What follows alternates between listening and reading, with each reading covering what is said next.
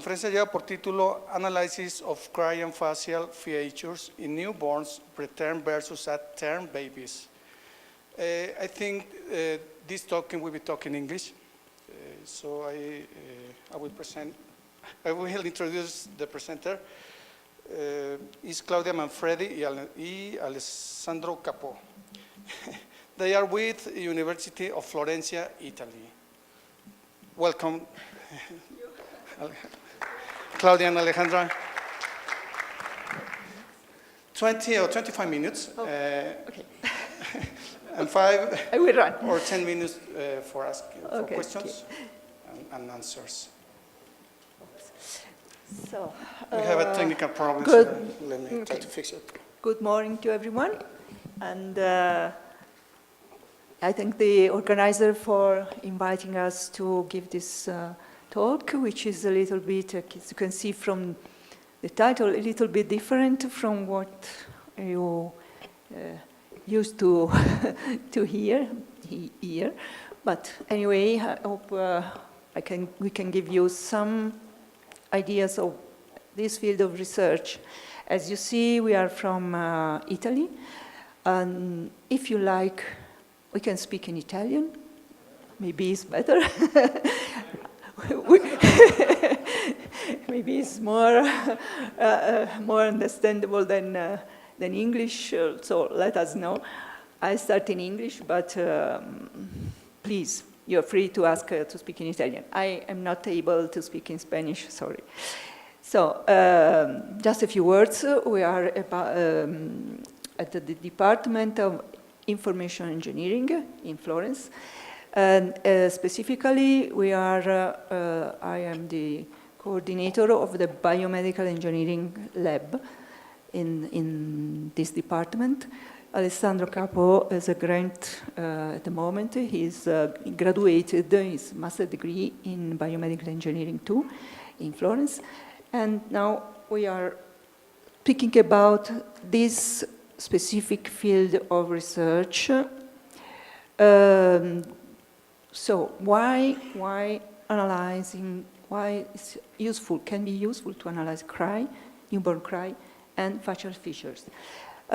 You know that anybody can cry, of course, and when we cry, our brain is strongly activated, stimulated, and so if you can guess that if we can analyze in an objective way the newborn cry and its facial features, we can get some useful clinical information about possible neurological diseases.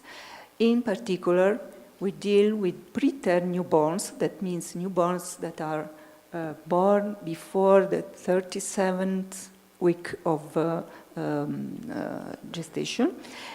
And the reason is that these newborns, as you can easily understand, are at risk of developing some or just having some neurological disease because they couldn't develop at all their capabilities to control their neurological apparatus. And I will speak about the newborn cry, and Alessandro Capo will speak about facial features analysis. So, about newborn cry.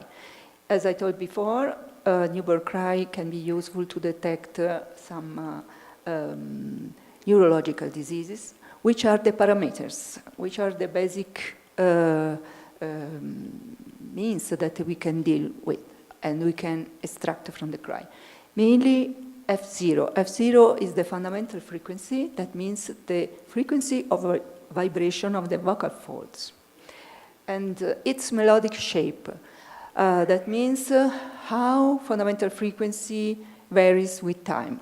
So when you know very well, when a newborn cries, it can cry in several ways, and each of these cry units, each time it cries, it can cry in a different way. I will show you some pictures.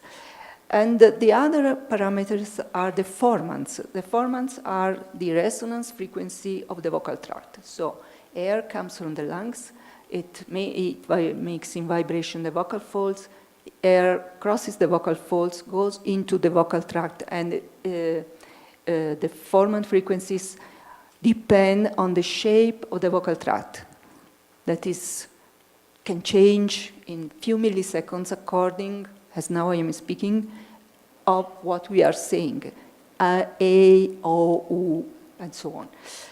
So this is, of course, advantages are that the technique is contactless, objective, and it can save time for clinicians. The drawbacks are this signal, as I can show you now, are quite difficult to analyze because they are very high time varying. And of course, when we record the signals, we do that usually in a non-ideal environment because the intensive care units where the children are saved are usually, maybe they can be noisy.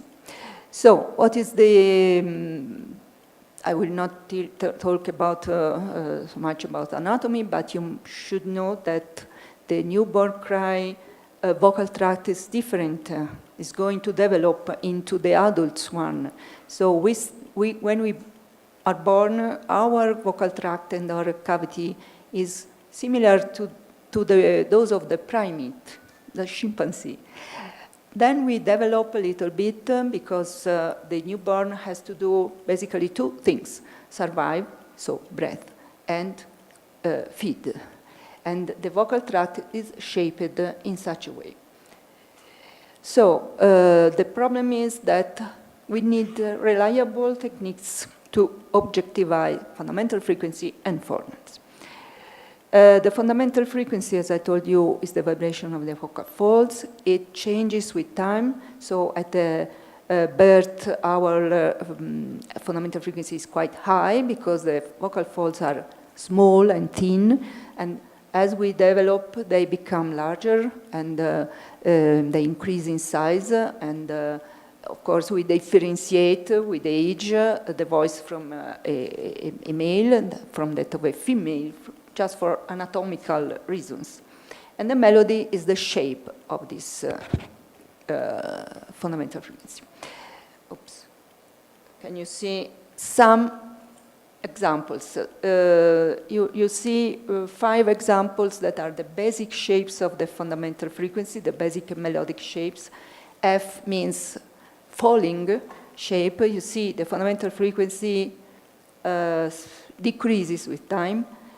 The symmetrical shapes means similar to a Gaussian shape.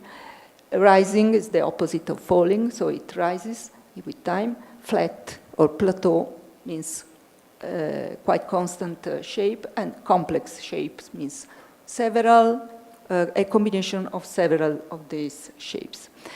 These are the very basic ones, and if a clinician looks at these shapes, can say, okay, this is a rising, this is a falling, this is a complex shapes. But most of the shapes are much more complex. I show you some examples. So it takes a lot of time to the clinician to look at these shapes and say which kind of shape you're looking for. And it is, of course, subjective. So I will skip this one because I think we have to be very, very fast. This simply says, as you can read, that the formants are quite complex to detect because they change with time. They change with the width and the length of the vocal tract. But I would like just to put under your consideration this last point, and I will show you some results. The mother tongue can be some way discriminated by with the analysis of this kind of the melodic shape of the fundamental frequency. So we developed this software tool in our lab this is, clinically oriented. So the clinician has no time, has no, it doesn't want to have to make several tricks, selections, adjustment. So just upload your files with a simple click, more than one. You can play the recording, so listen to what you see.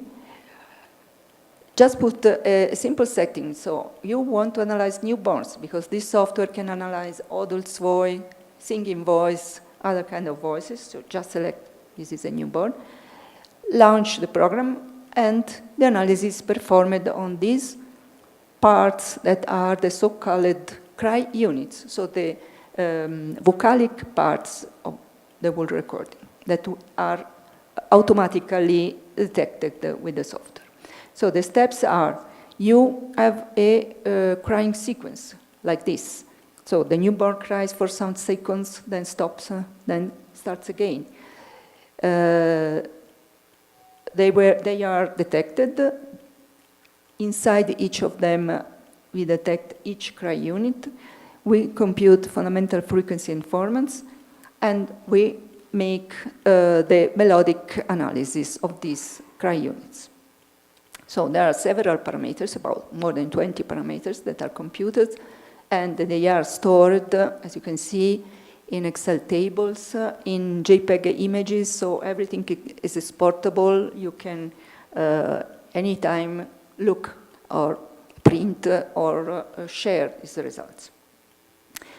And for newborn cry melody, the software, you can do both perceptual and automatic analysis. Perceptual means you look at the shape, like this one, and maybe click on the shape that you think is the correct one. In this case, could be a plateau. It's a very flat shape. And you can do this for each cry unit. Then you can make the automatic analysis. All the cry units are analyzed automatically by the software. You can compare the results of the two and save again everything in tables and JPEG. So, very quickly, some results. We collected, as you see, about 10,000 cry units from several hospitals, children's hospital. We have a cooperation in Liège, Belgium, with the children's hospital, and so we collected a set of recordings, and also in Florence, the children's hospital, which deals mainly with preterm newborns, and the San Giovanni di Dio Hospital, which deals with healthy newborns, at term newborns.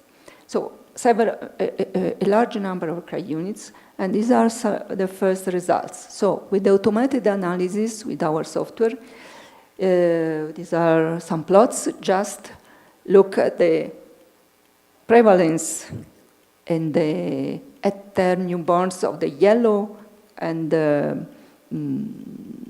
color. That means plateau shapes, so quite flat. And with the preterm newborns, the prevalence is, instead of plateau, is the complex shapes, so several shapes connected together.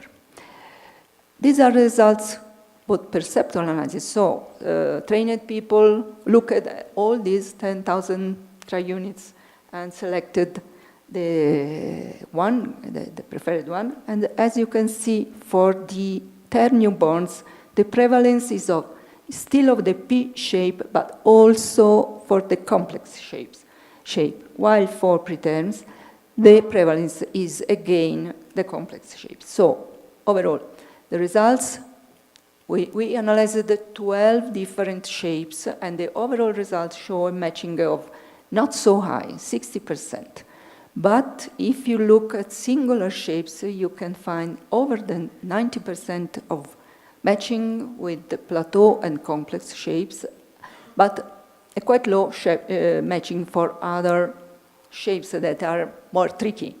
So what we can say that an automatic analysis could be helpful in making this kind of analysis for the clinicians. So you can not worry too much about which is the shape. It can be done in an automatic way. So to conclude, the software computes about 20 parameters. It allows assessing the melodic shape of a newborn crying with a very high matching with the perceptual analysis. And what are we are doing since 2 or 3 years with in AOE, with Dr. Reyes Garcia and his group. We make classification of these results of our parameters, and we found it's quite nice, up to more than 86% of differences in the melodic shape between a term and preterm newborns. And another very nice result, in my opinion, is this one. More than 95% differences between French and Italian native at-term newborns. And that means we can use this software also for linguistical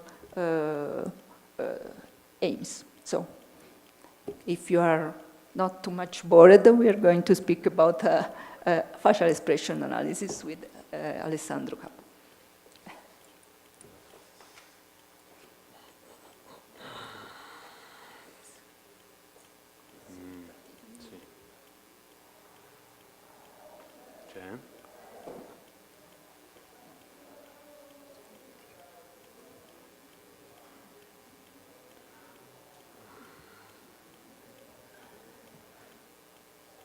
Technical problems here.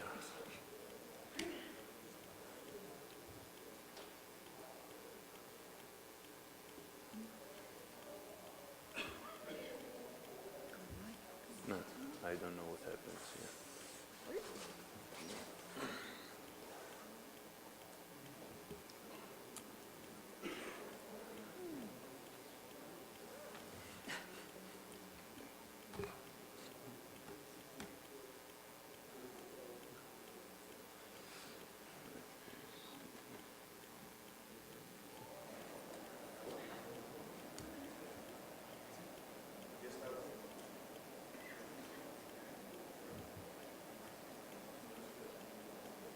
Okay.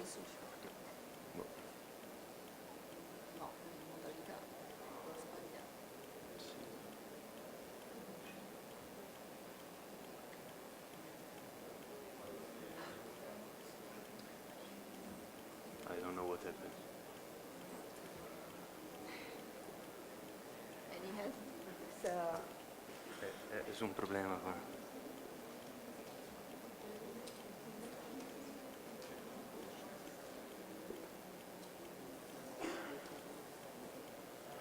Okay, sorry. So, the idea of the study of the facial expressions and the facial asymmetries in newborn started because we want to give to the clinician a software, easy software to use to study these asymmetries and to discover the eventually neurological disorder in the newborn. The neurological disorder in literature is any disorder of the nervous systems and any abnormalities of the brain, the spinal cord, or other nerves can result in a large range of symptoms. In 2006, the World Health Organization estimated that 1 billion people in the world, all over the world, is affected by one or many of these disorders that cannot be detected precisely. So it will be helpful to find something that could help the clinical practice. The facial expressions are composed by the expression that convey the social information between humans and the perception. That is how humans readily classify this emotion into categories. To do our work, we used a face tracker made by another university, the Carnegie Mellon University of Pittsburgh, and it's called Intraface. Used this one because it gives us for any frame 49 points landmark of the faces, which are, I don't know if you can see, yeah, the particular part of the faces, so the eyes, the eyebrows, the nose, and the mouth. The face tracker, the interface does the face detection and recognition, and then for every frame can do the face tracking. This algorithm is useful for us because it uses a supervised descending method that is that learns a sequence of descent direction that minimizes the mean of a non-least square function sampled at different points.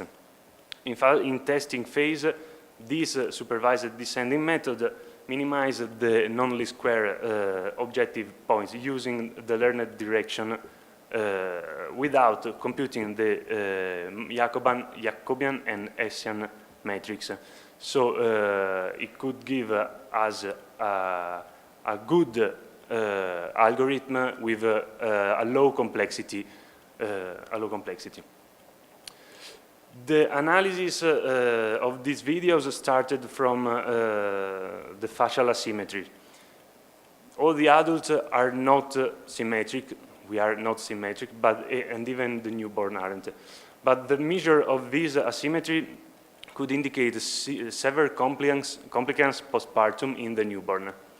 To do so, we used to get the anthropometric measure from the geometric features. So the first step was to detect the face points using the face tracker algorithm, align these points to a pre-made model using an affine transformation, and then we get 17 geometric features per frame, getting an asymmetric vectors. Then we get the Euclidean distance between these points to get our anthropometrical measure. So we started with this simple scheme. We created a center of symmetry using the points of the nose. Then we get the distances between the external eyes and the center of symmetry. We get the distance between the internal eye and the center of this symmetry. Then we get the eyes opening as the mean between the difference of the upper points of the eyes and the lower points of the eyes. And for what concerns the mouth, we get the width of the mouth and the height of the external lip and the internal lip. The preliminary results indicated something and not something, but as you can see, these ones are the distance of the left and right eyes from the center of symmetry.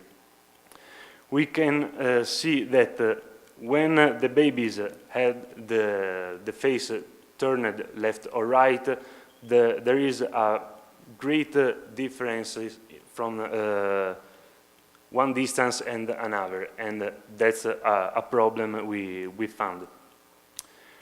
This problem, we can see it even when we see these other results that indicated the distance of the left and right external eyes with divided by the mean of the internal distance of the eyes.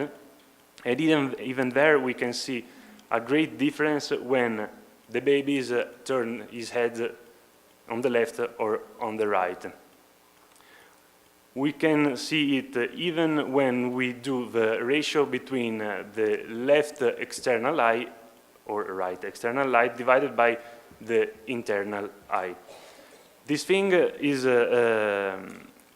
due, even these errors are due even because we have a problem.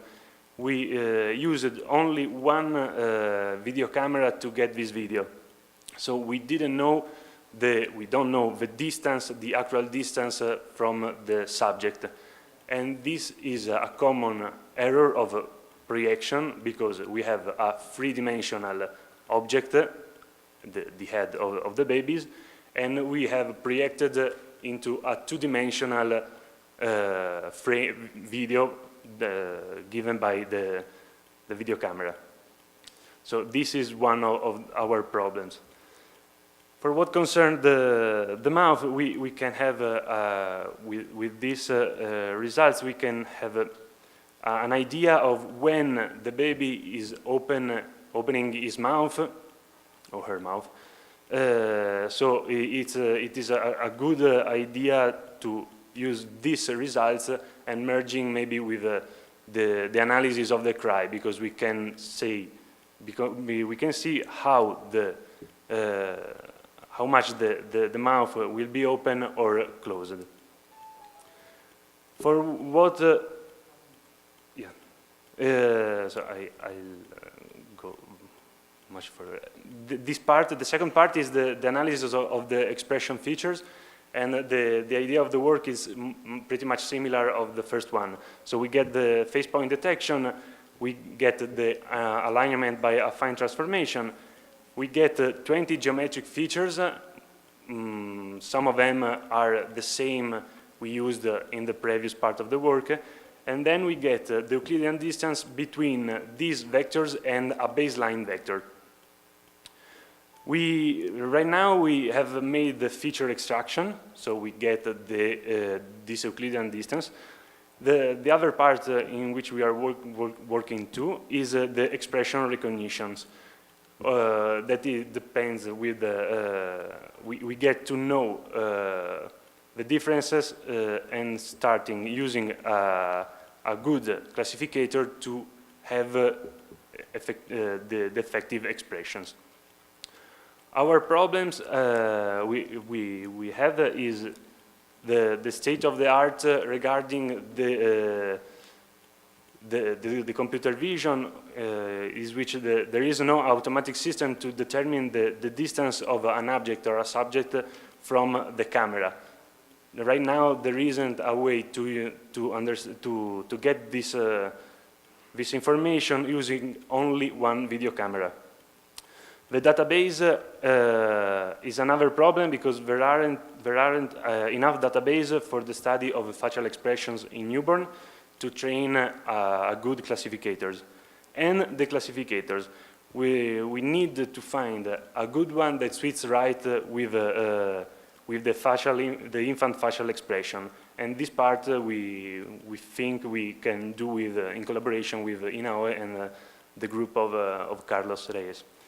So in conclusion, the facial expressions plays a significant role in communication, because the ability to understand these expressions could help in many sectors, from public security to help in diagnosis the clinician. In particularly, the studying of neurological disorders could help the early diagnosis of this disease. And the study of facial expression in infants during the clinical practice or just its monitoring could give another important info about the health of these young patients. So merging these two, the appearance feature and the geometrical feature, may be a further help in this early diagnosis. Okay, thank you.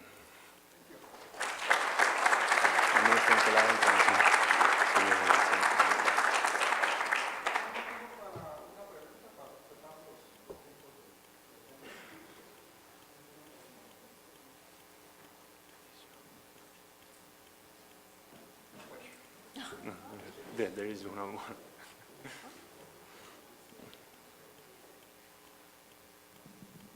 It's more like a suggestion.